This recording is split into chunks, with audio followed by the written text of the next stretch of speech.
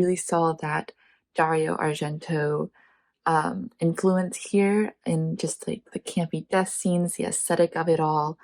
The death scenes were very stylized, or really cool to watch. And that was especially accentuated by the fact that the killer, of course, took a picture at each scene, so you really saw that sort of art in his killing. Um, every death was very graphic, but also not so hard to watch because it was so campy. The blood and the intense gore. So I thought that was cool. Um, we had a lot of disturbing images. The old man at the end was extremely creepy. Also kind of reminded me of Dario Argento and Suspiria. Um, so yeah, I there was a lot of those jump scares with the doll had me jumping out of my seat. Um, so yes, very effective there, and I really enjoyed this film. I thought it was great to watch. I love the giallo influence. You can see it throughout, especially like in the hyper salacious nature of the violence and the sexuality and the marriage of those two. I think that they did a really great job of taking that inspiration and using it as a guide and creating something new and interesting. It was a really fun slasher film that also had like hints of Psycho in it. I love that opening of like the introduction to the villain of the eyes in the closet. Was so striking, and it really seared in your brain. It's like a really great introduction to a villain. And the switch to the POV, like of watching from the closet, and then suddenly we exist in the mind and in the body of the killer, I thought was such a really great transition, and created a lot of dread and suspense. I thought the bathroom murder was was really fun. I mean, if you're gonna go there, and they went there in terms of hyper violence, and using all their using every resource in terms of creating like an artistic blood spatter type scene. I think that that was really successful, and of course the twist in the end, the framing of the nephew. It was both like scary and fun, and salacious. It really did a great job of juggling all these things. I love the quality with which it was shot, looking like it was like in the post, making it look like it was shot on film, to really give it that like 70s quality. Which I thought was a strong stylistic piece, and really had a great appreciation for sort of classic horror tropes. I think in the 80s was the backdrop, or maybe the late 70s, but I think it's the 80s of this version of a horror film. I thought it had a really great sort of grindhouse B-movie feel that was sort of done purposely to create a sort of a dramatic and graphic violent sequence that might sometimes seem ridiculous, but is part of this sort of the stylistic approach in which is sort of mining for style. And I thought that the piece had a really great sort of academic understanding of sort of classic horror tropes that allowed it to navigate it in a way that you would expect, but also have a slight twist that gives it a sense of originality, a sense of personality that was really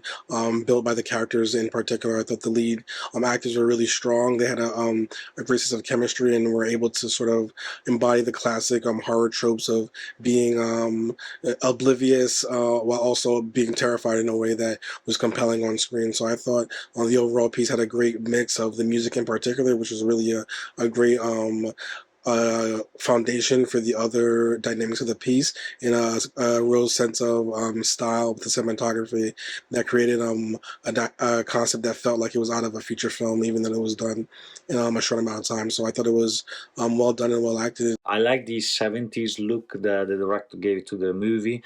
At the beginning, we have this kind of idea that we actually watching a vintage movie, but instead is a production from obviously from this period in time, where it's just been used with this kind of 70s filter. It was very interesting.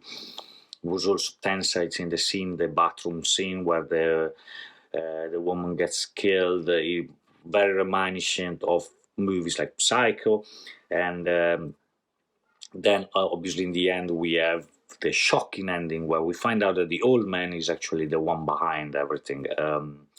I think it was very intense. The music is probably I would say, is the strongest feature of the film. Is the music. Really loved how the music managed to keep me excited, but also worried throughout the film from start to finish. They do a great job at establishing the setting through not just the set dressing and the wardrobes, which were done fantastically, but even just the quality of the film.